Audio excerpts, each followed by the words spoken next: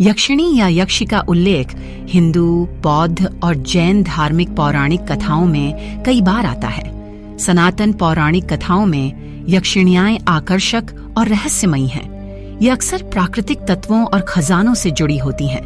वे अपनी सुंदरता, आकर्षण और अलौकिक शक्तियों के लिए जानी जाती हैं, जिनका उपयोग वे उन लोगों की रक्षा करने या उन्हें आशीर्वाद देने के लिए करते हैं। यक्षिणी कौन है? किस लोक में इनका निवास होता है? इनकी उत्पत्ति एवं देवी के साथ इनकी उपासना के बारे में तथ्यों के साथ हम जानेंगे। नमस्कार, डिवाइन देवी में आपका स्वागत है। आज के इस महत्वपूर्ण एपिसोड में हम यक्षिणी के बारे में विस्तार से जानेंगे। इससे पहले आपसे विनती है, चैनल को लाइक, शेयर एवं सब्सक्राइब करें। यक्ष शब्द संस्कृत मूल यम से लिया गया है, जिसका अर्थ है निवास करना या वास करना। इसी प्रकार यक्षिणी शब्द का स्त्री संस्करण एक ही मूल से लिया गया है। इन अस्तित्वों को दैवीय संरक्षक माना जाता है। यक्षिणी एक वर्ग है जो देवों और असुरों और गंधर्वों या अप्सराओं से अलग है। यक्षिणी एवं यक्ष भारत के सदियों पुराने पवित्र उपवनों से जुड़े कई असाधारण वर्ग में से एक हैं। यक्ष यक्षिणी सनातन धर्म ग्रंथों में एवं पूर्वोत्तर भारतीय जनजातियों की पारंपरिक किंवदंतियों, केरल की प्राचीन किंवदंतियों और कश्मीरी मुसलमानों की लोक कथाओं में भी पाए जाते हैं। सिख धर्म भी अपने पवित्र ग्रंथों में यक्षों का उल्लेख करता है। महाभारत में भी यक्ष युधिष्ठिर के संवाद से यक्षों का अस्तित्व साबित होता है। हिमालय में स्थित गुप्त अलका नगरी में इनका निवास है। धन के देवता कुबेर स्वयं यक्ष हैं एवं यक्षाधिराज कहलाते हैं। यक्ष एवं यक्षिणियां रहस्यमयी एवं शक्तिशाली होते हैं। वे देवताओं के कोषाध्यक्ष कुबेर की सेवा में रहते हैं। यक्षों को राक्षसों के निकट माना जाता है, यद्यपि वे मनुष्यों के विरोधी नहीं होते जैसे राक्षस होते हैं। माना जाता है कि प्रारंभ में 2 प्रकार के राक्षस होते थे। एक जो रक्षा करते थे वे यक्ष कहलाए तथा दूसरे यज्ञों में बाधा उपस्थित करने वाले राक्षस कहलाए। महाभारत में भी उनका उल्लेख मिलता है। जब पांडव दूसरे वनवास के समय वन भटक रहे थे, तब एक यक्ष से उनकी भेंट हुई, जिसने युधिष्ठिर से विख्यात यक्ष प्रश्न किए थे। यक्षों की उत्पत्ति ब्रह्मा जी ने की थी। पुराणों के अनुसार परमपिता ब्रह्मा के शरीर से जल की उत्पत्ति हुई। उसी जल से 2 जातियों की उत्पत्ति हुई, जिन्होंने ब्रह्मदेव से पूछा कि उनकी उत्पत्ति क्यों हुई है। तब ब्रह्मा ने उनसे पूछा कि तुम में से कौन इस जल की रक्षा करेगा। उनमें से एक ने कहा कि हम इस जल की रक्षा करेंगे। वे राक्षस कहलाए। दूसरे ने कहा वे उस जल का यक्षण यानी पूजा करेंगे। वे यक्ष कहलाए। कुछ शास्त्रों के अनुसार यक्ष राक्षसों के सौतेले भाई हैं। यक्ष आरश्य विश्रवा और उनकी पत्नी ईला वीड़ा से उत्पन्न हुए थे, और ये अच्छे और बुरे दोनों होते हैं। यक्षों में सबसे बड़े कुबेर थे।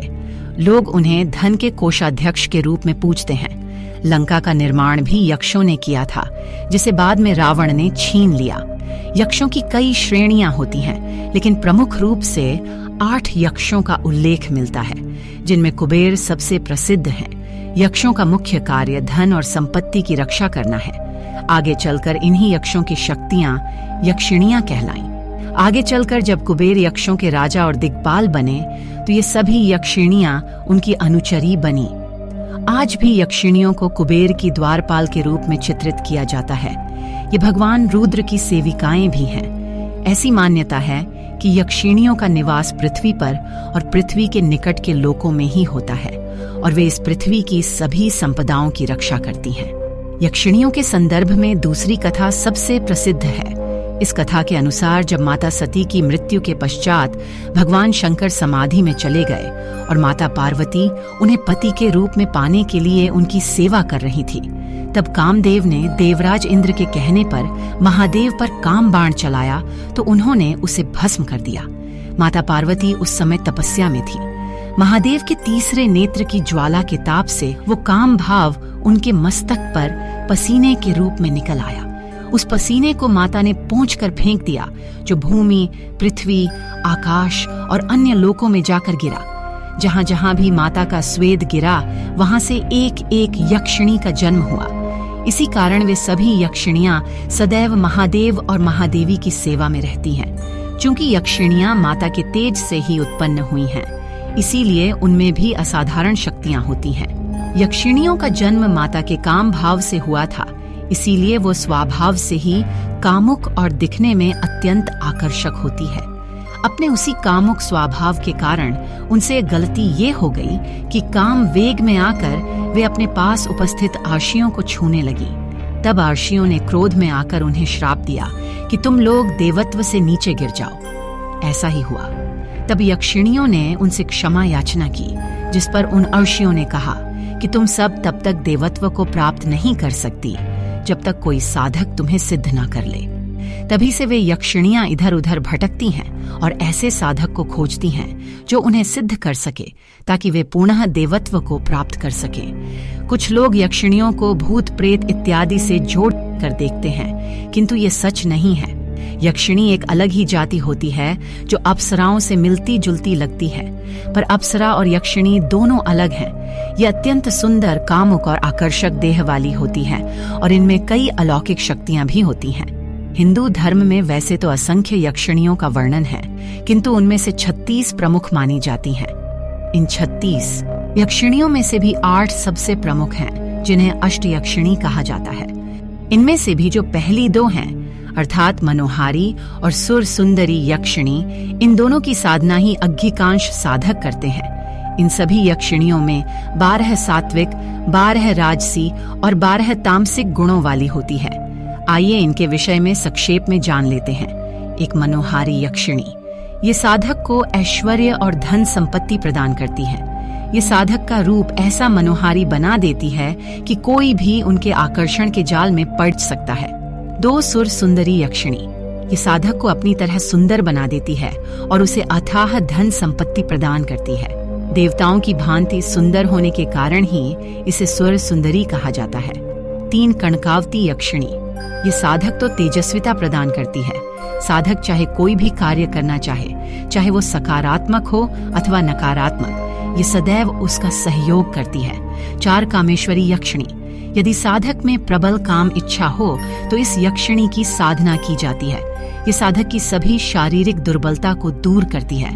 5 रतिप्रिय यक्षिणी, इन्हें सिद्ध करने पर साधक को कामदेव और रति के समान ही सुख प्राप्त होता है। 6 पद्मिनी यक्षिणी, ये साधक को बुद्धि और आत्मविश्वास प्रदान करती है, जिसे साधक उन्नति के मार्ग पर अग्रसर होता है। 7 नटी यक्षिणी, यदि प्राण का खतरा हो तो इस यक्षिणी को सिद्ध किया जाता है। ये साधक की हर संकट से रक्षा करती है। ऐसी मान्यता है कि महर्षि विश्वामित्र ने भी इस यक्षिणी को सिद्ध किया था, चाहे तो देवता अथवा असुर ही क्यों ना हो। नटी यक्षिणी साधक तो हर स्थिति में सुरक्षा प्रदान करती है। 8 अनुरागिनी यक्षिणी, अष्ट यक्षिणियों में अंतिम इस यक्षिणी को सिद्ध करने पर साधक को मनचाही वस्तु प्राप्त होती है। ये एक सहचरी की भांति साधक का अनुगमन करती है। 9 विचित्र यक्षिणी, ये यक्षिणी साधक को धन और वैभव प्रदान करती है। विभ्रमा यक्षिणी, ये यक्षिणी यदि सिद्ध हो जाए तो जीवन भर साधक का भरण पोषण करती है। 11 हंसी यक्षिणी, इस यक्षिणी को सिद्ध करने के बाद साधक को भूमि में गड्ढे खजाने को देखने की शक्ति प्राप्त हो जाती है। 12 भीषणी यक्षिणी, ये साधक के सभी विघ्नों को दूर करती है। 13 जनरंजनी यक्षिणी, ये साधक के दुर्भाग्य को सौभाग्य में बदल देती है।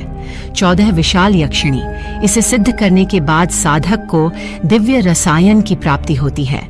15 मदना यक्षिणी, इस यक्षिणी को सिद्ध करने पर साधक अदृश्य होने की शक्ति प्राप्त कर लेता है। 16 घंटाकर्णी यक्षिणी, इसे सिद्ध करने पर साधक को वशीकरण शक्ति प्राप्त हो जाती है। 17 कालकर्णी यक्षिणी, ये साधक के शत्रुओं का काल होती है। 18 महाभया यक्षिणी, इसे सिद्ध करने पर साधक को असाधारण लंबी आयु प्राप्त होती है। 19 माहेंद्री यक्षिणी, ये साधक को अनेक प्रकार की सिद्धियां प्रदान करती है। 20 शंखिणी यक्षिणी, ये साधक की सभी इच्छाओं को पूर्ण करती है। 21 श्मशाना यक्षिणी, ये साधक को गुप्त धन का पता बता देती है। 22 वट यक्षिणी, इसकी साधना वटवृक्ष के नीचे की जाती है, जिससे अपार धन प्राप्त होता है। 23 मदन मेखला यक्षिणी, ये साधक को दिव्य दृष्टि प्रदान करती है। 24 चंद्री यक्षिणी, ये साधक को अनेक पारलौकिक शक्तियां प्रदान करती है। 25 विकला यक्षिणी। इसकी साधना पर्वतों और कंदराओं में की जाती है जो मनुष्य की सभी मनोकामनाओं को पूर्ण करती है। 26 स्वर्ण रेखा यक्षिणी, ये साधक को स्वर्ण एवं दिव्य वस्त्र प्रदान करती है। 27 प्रमोदा यक्षिणी, ये साधक को दिव्य निधि प्रदान करती है। 28 नख कोशिका यक्षिणी, ये साधक को निरोगी जीवन प्रदान करती है। 29 भामिनी यक्षिणी, इन्हें सिद्ध करने के बाद साधक को गड्ढा धन प्राप्त होता है। 30 स्वर्णावती यक्षिणी, ये साधक को अखुट स्वर्ण प्रदान करती है। 31 धनदा यक्षिणी, ये साधक को अपार धन प्रदान करती है। 32 पुत्रदा यक्षिणी, ये साधक को संतान प्रदान करती है। 33 महालक्ष्मी यक्षिणी, ये माता लक्ष्मी का स्वरूप मानी जाती है जो साधक को ऐश्वर्य प्रदान करती है। 34 जया यक्षिणी, ये साधक के सभी कार्यों को सिद्ध करती है। 35 भूतिनी यक्षिणी, ये साधक की इच्छा के अनुसार कोई भी रूप ले सकती है। 36 कर्ण पिशाचिनी यक्षिणी, ये तामसिक यक्षिणी होती है जिसे सिद्ध करने पर ये साधक के कान में आकर भूत, वर्तमान और भविष्य बताती है। इसकी साधना करना बहुत खतरनाक बताया गया है। आमतौर पर यक्षिणियों को सौम्य, दयालु और अच्छे स्वभाव वाला बताया गया है जो मनुष्यों की सहायता करती हैं। किंतु हमारे ग्रंथों में कई बुरी यक्षिणियों के बारे में भी बताया गया है। रामायण के अनुसार मारीच की माता ताडका भी यक्षिणी ही थी, किंतु महर्षि अगस्त्य के श्राप के कारण वो राक्षसी बन गई। रामायण के बाल कांड में 24वें एवं 25वें सर्ग में महर्षि विश्वामित्र श्री राम को बताते हैं कि ताडका सुकेतु नामक यक्ष की पुत्री थी जिसमें 1000 हाथियों का बल था और उसका आकर 1.5 योजन तक फैला था। पहले वो अति सुंदर यक्षिणी ही थी, किंतु महर्षि के श्राप के बाद वो देव योनि से गिरकर राक्षस योनि में पहुंच गई और उसका रूप अत्यंत भयानक हो गया। अन्य यक्षिणियों की भांति ही ये भी अति शक्तिशाली होती है। अति सुंदर होते हुए भी कई बुरी यक्षिणियां भयानक रूप में रहती हैं और मनुष्यों का अहित करती हैं। दक्षिण भारत में यक्षिणी की बहुत अधिक मान्यता है, हालांकि वहां तामसिक प्रवृत्ति वाली यक्षिणियों की अधिक प्रसिद्ध है। दक्षिण भारत की कुछ प्रमुख यक्षिणियां हैं चंपाका वाली, नीला पिल्ला, कल्लियंकत्तु नीली, कंजीराट्टू इत्यादि। केरल के साहित्य और लोक कथाओं में यक्षियों को आमतौर पर परोपकारी नहीं माना जाता है। कई लोक कथाओं में हत्या की गई महिलाओं का प्रतिशोधी यक्षियों के रूप में पुनर्जन्म होता है। यक्षिणियां स्थानीय लोक कथाओं का हिस्सा हैं और उनकी कहानियां भारत भर के विभिन्न समुदायों की परंपराओं से जुड़ी हुई हैं। उदाहरण के लिए केरल में यक्षिणी थेयम प्रदर्शन का एक अभिन्न अंग है, जहां उन्हें विस्तृत वेशभूषा और नृत्य के माध्यम से दर्शाया जाता है। प्राचीन बौद्ध और हिंदू मंदिरों में इन्हें द्वारपाल के रूप में पाया जाता है। भरहुत, सांची और मथुरा के 3 स्थलों से बड़ी संख्या में यक्षी आकृतियां मिली हैं, जो आमतौर पर स्तूपों के रेलिंग स्तंभों पर हैं। महाकाव्यों, पुराणों और कालिदास की रचनाओं में यक्षों और यक्षिणियों का उल्लेख मिलता है। वहीं हिंदू, बौद्ध और जैन साहित्य में यक्ष आधे दिव्य प्राणियों का एक वर्ग है जो अक्सर जमीन के अंदर के निवासी होते हैं और खजानों के रक्षक होते हैं। कहानियों में यक्षिणी बहुत आकर्षक और सुंदर महिलाएं होती हैं। यक्षी को आमतौर पर त्रिभंग मुद्रा में अपने हाथ से एक पेड़ की शाखा को छूते हुए दिखाया जाता है। ये शिलालेख उन्हें सींग, पूंछ या पंखों जैसी जानवरों की तरह विशेषताओं वाली सुंदर महिला आकृतियों के रूप में चित्रित करते हैं। इसके अतिरिक्त अतीत में शासकों द्वारा यक्षी को समर्पित मंदिर भी अपनी भूमि पर उनकी सुरक्षा करने के लिए यक्ष और यक्षी का आह्वान करने के लिए बनाए गए थे। यक्ष और यक्षिणी साधना, अनुष्ठानों या पूजा के माध्यम से इनका आह्वान करने की एक प्रक्रिया है। साधना प्रक्रिया अलग अलग धर्मों और मान्यताओं के अनुसार अलग अलग हो सकती है। तिरुवनंतपुरम में श्री पद्मनाभ स्वामी मंदिर के गुप्त खजाने के बारे में कहा जाता है कि कांजीरोट्टू यक्षी केरल के तिरुवनंतपुरम में श्री पद्मनाभ स्वामी मंदिर के वॉल्ट बी में रहती है, जिसमें कथित तौर पर एक विशाल खजाना भी है। इस यक्षी के मनमोहक और क्रूर रूप को श्री पद्मनाभ के मंदिर के दक्षिण पश्चिम भाग पर चित्रित किया गया है, जिसके बारे में कुछ लोगों का मानना है कि यही यक्षी की किंवदंती के कारण तिजोरी को नहीं खोला गया है। अगर सही उत्तराधिकारी के अलावा किसी ने भी इस तिजोरी को खोलने का प्रयास किया तो यक्षिणी का कहर उस पर बरसेगा। आपको ये जानकर हैरानी होगी कि संसार के लगभग सभी धर्मों में यक्षिणियों की मान्यता है। हिंदू धर्म के अतिरिक्त बौद्ध धर्म में भी 64 यक्षिणियों का वर्णन है, जिनमें से 36 हिंदू धर्म में वर्णित यक्षिणियां ही हैं। जैन धर्म में 24 यक्षिणियों का वर्णन है, जो उनके 24 तीर्थंकरों की रक्षिकाएं मानी जाती हैं। इनके अतिरिक्त पंचांगुली यक्षिणी को वर्तमान तीर्थंकर स्वामी सीमंद्र की रक्षिका है। पंचांगुली, चक्रेश्वरी, अंबिका और पद्मावती सहित 25 यक्षियां हैं, जिन्हें अक्सर जैन मंदिरों में दर्शाया जाता है। विश्व के कई देशों ने उनका अस्तित्व स्वीकार किया है। विविध देशों की कथाओं में यक्ष का निरूपण होने से ये माना जा सकता है कि यक्षिणियां विश्व के वनों में विचरण करती है एवं विश्व की हरेक सभ्यता से यक्षिणियों का गहरा संबंध है। चीन, ताइवान और जापान में यक्षिणी प्रसिद्ध हैं, जैसे कि हरिति 24 सुरक्षात्मक देवताओं में से एक, जिन्हें महायान बौद्ध धर्म में बौद्ध धर्म के रक्षक के रूप में सम्मानित किया जाता है। जोशिगया, टोक्यो में किशिमोजिन मंदिर उन्हें समर्पित है। थाईलैंड में यक्षिणी को ताई लोक धर्म और थाई लोक कथाओं में देवता संरक्षक के रूप में जाना और पूजा जाता है, जो थाई संस्कृति पर बौद्ध धर्म और हिंदू धर्म के प्रभाव को दर्शाता है। उदाहरणों में नांग फिसुइया समुद्र शामिल हैं, जिन्हें फिसुइया समुद्र किला, फ्रा समुद्र चेदी जिला, समुद्र प्राखण प्रांत, मुआंग रेयोंग जिले में सियांगचान बीच और रेयोंग का देवता संरक्षक माना जाता है। फ्रा अपहाई मणि, जिसके पास समुद्र के किनारे 3 ब्राह्मणों को सुलाने के लिए वाद से गीत गाने का कौशल था, उसका गाना सुनकर फिसुइया समुद्र नाम की यक्षी उससे प्यार करने लगी। उसने राजकुमार फ्रा अपहाई मणि कांड अपहरण कर लिया।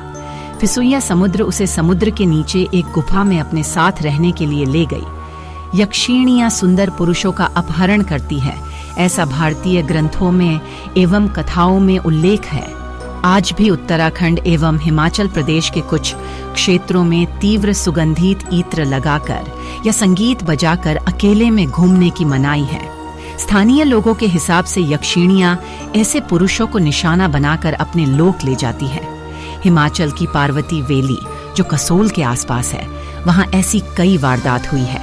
यक्षिणी को म्यांमार के लोक धर्म और बर्मी लोक कथाओं में देवता संरक्षक के रूप में जाना और पूजा जाता है, जो बर्मी संस्कृति पर बौद्ध धर्म और हिंदू धर्म के प्रभाव को दर्शाता है। उदाहरणों में पोपा मेदाव, पोपा पर्वत के देवता संरक्षक, और श्वेदागोन पगोड़ा के यक्षिणी देवता संरक्षक शामिल हैं। स्वीडन तथा जर्मनी के लोक कथाओं में भी यक्षों का उल्लेख मिलता है। स्वीडन में आज भी कुछ ऐसे जंगल है जहां यक्ष रहते हैं, ऐसा वहां की सरकार भी मानती है। Lords of the Rings Hollywood movie में एल्फ को दिखाया गया है। यक्षों को यूरोपियन लोग द्वारा एल्फ कहा जाता है। सनातन पौराणिक कथाओं की यक्षिणी आंखों में केवल पौराणिक पात्र नहीं है, वे प्राकृतिक दुनिया और परमात्मा के साथ स्थायी मानवीय संबंध का एक प्रमाण है। कुलार्णव तंत्र में उन्हें हाकिनी के रूप में पहचाना जाता है। सेतुबंध द्वारा योगिनी हृदय पर टिप्पणी में याकिनी नाम को 7वीं योगिनी के रूप में जोड़ा गया है। यक्षिणी अनुष्ठान में धन प्राप्त करने के लिए शंख की माला से एक माला बनाई जानी चाहिए। यक्षिणी साधना में यक्षिणी को संरक्षक आत्मा माना जाता है, जो साधक को सांसारिक लाभ प्रदान करती है। यक्षिणी अन्य बातों के अलावा दैनिक भोजन, वस्त्र और धन प्रदान करती है, भविष्य बताती है और लंबी आयु प्रदान करती है, लेकिन वह शायद ही कभी यौन क्रियाओं में भागीदार बनती है। यक्षिणी को धन की देवी भी माना जाता है। कक्षपुट तंत्र में यक्षिणी ने प्राचीन यक्षिणी से विरासत में गुण प्राप्त किए हैं। अंततः इतना ही कहना पर्याप्त होगा कि यक्ष और यक्षिणी के प्रति लोगों में कई प्रकार की भ्रांतियां हैं, किंतु हम आपको बता दें कि ये नकारात्मक शक्तियां नहीं हैं। हालांकि ये साधक के विचार और साधना पर निर्भर करता है कि ये किस रूप में प्रकट होती है।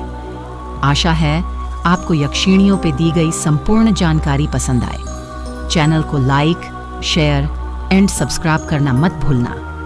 जय माता जी।